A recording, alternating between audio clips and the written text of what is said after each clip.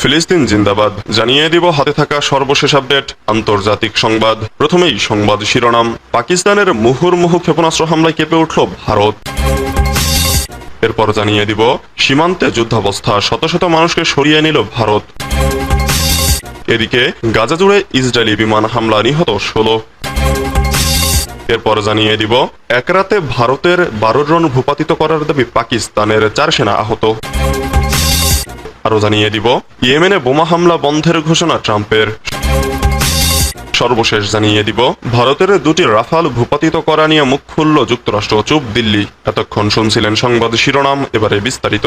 তবে অনুরোধ থাকবে ভিডিওটিতে একটি লাইক করবেন এবং কমেন্ট করে জানিয়ে দিবেন কোন জেলা থেকে আপনি আমাদের এই ভিডিওটি দেখছেন। এবার পাকিস্তানের মুহুর্মুহু ক্ষেপণাস্ত্র হামলায় কেঁপে উঠল ভারত। এবার পাল্টা হামলা শুরু করেছে পাকিস্তান। বৃহস্পতিবার রাতে পরপর বিস্ফোরণে কেঁপে উঠেছে ভারত। আখনুর সাম্বার মতো জায়গায় বাজছে সাইরেন। আন্তর্জাতিক সীমান্ত অতিক্রম করে একাধিক রকেট উড়ে এসেছে ভারত সীমানায়। ভারতের আকাশ প্রতিরক্ষা ব্যবস্থাকে পাকিস্তানি হামলা প্রতিহত করতে সক্রিয় করা হয়েছে। ভারতীয় সংবাদ মাধ্যম আনন্দবাজার জানিয়েছে বৃহস্পতিবার রাতে পাকিস্তানের মোট 8টি ক্ষেপণাস্ত্র ভারত ধ্বংস করেছে। পাক হামলার নিশানায় ছিল মূলত জম্মু কাশ্মীরের বিমানবন্দর, সাম্বা আর এসপুরা আরিনা সংলগ্ন এলাকা। খবরে বলা হয় আকাশ প্রতিরক্ষা ব্যবস্থা S-400 দিয়ে এই ক্ষেপণাস্ত্রগুলো আটকানো হয়েছে। পাশাপাশি জম্মু বিশ্ববিদ্যালয়ের সামনে থেকে 2টি পাকিস্তানি ড্রোন গুলি করে ভূপাতিত করা হয়েছে। জম্মু শহরের মোবাইল নেটওয়ার্ক বন্ধ করে দেওয়া হয়েছে। জম্মু বিমানবন্দর, পাঠানকোটের বিমান বাহিনীর ঘাঁটিতে সাইরেন বাজছে। সাইরেনের শব্দ শোনা গেছে বারামুলা, কুপওয়ারার মতো এলাকাতেও। সীমান্তে যুদ্ধাবস্থা, শত শত মানুষকে সরিয়ে নিল ভারত। ভারত পাকিস্তান সীমান্তে উত্তেজনা চরমে পৌঁছেছে। কাশ্মীর সীমান্তে গোলাগুলি ও বিমান হামলার মুখে ভারতের আখনুর অঞ্চলের 2টি গ্রামের শত শত বাসিন্দাকে বৃহস্পতিবার 8 মে সরিয়ে নেওয়া হয়। কাশ্মীরের জম্মু শহরের কাছে একটি কলেজে আশ্রয় নেওয়া এসব মানুষ বলছেন এমন আতঙ্কে তারা কখনো পড়েননি। ভয় রাতে ঘুম হয়নি, বলেন 50 বছর বয়সী কালিয়া দেবী। ভারতের দাবি এখন পর্যন্ত পাকিস্তানের হামলায় তাদের 13 জন বেসামরিক নাগরিক নিহত ও 59 জন আহত হয়েছে। পাকিস্তানও পাল্টা অভিযোগ করেছে যে ভারতের বিমান হামলায় তাদের অন্তত 31 জন নিহত ও 50 জন আহত হয়েছে। বৃহস্পতিবারও জম্মু অঞ্চলে বিস্ফোরণের শব্দ শোনা গেছে। ভারতীয় সামরিক সূত্র বলছে এটি সম্ভবত পাকিস্তানের ড্রোন হামলা।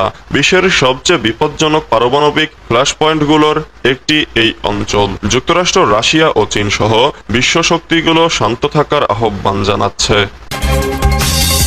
ইন্নানিল্লাহ। গাজা জুড়ে ইসরায়েলের বিমান হামলা, নিহত 16। অবরুদ্ধ ও যুদ্ধবিধ্বস্ত গাজা ভূখণ্ড জুড়ে ইসরায়েলি বিমান হামলায় অন্তত 16 জন নিহত হয়েছেন।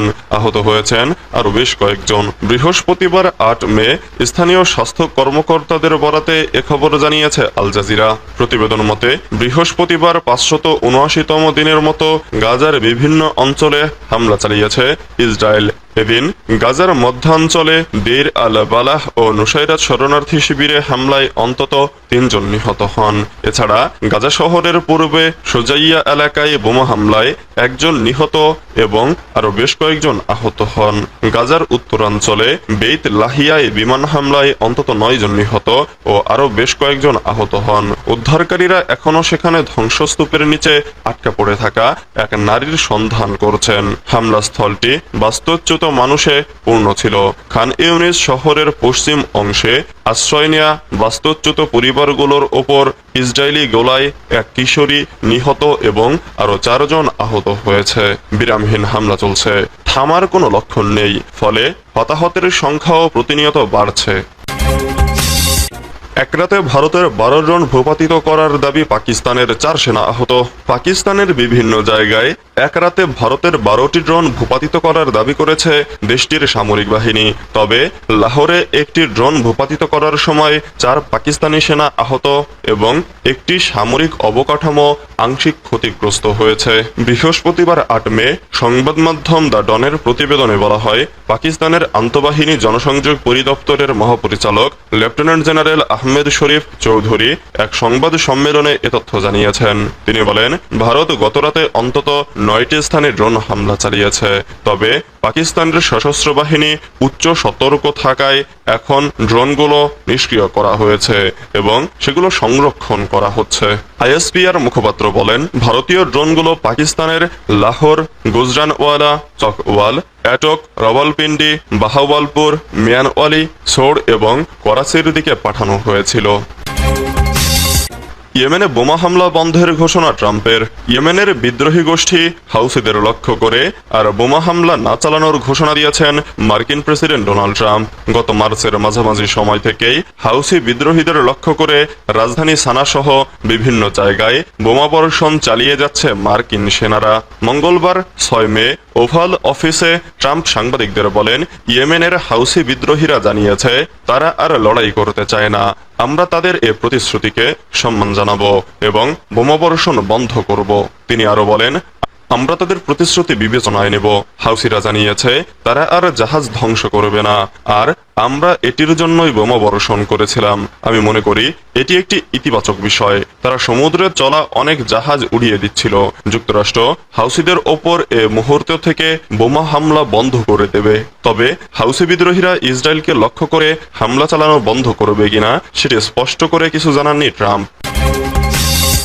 ভারতের দুটি রাফাল ভূপাতিত করা নিয়ে মুখ খুলল যুক্তরাষ্ট্র। চুপ দিল্লি। ভারত ও পাকিস্তানের চলমান সামরিক উত্তেজনার মধ্যে চীনের তৈরি পাকিস্তানি যুদ্ধ বিমান ভারতীয় অন্তত 2টি জঙ্গি বিমান গুলি করে ভূপাতিত করেছে, এই দাবি করেছেন যুক্তরাষ্ট্রের 2 কর্মকর্তা।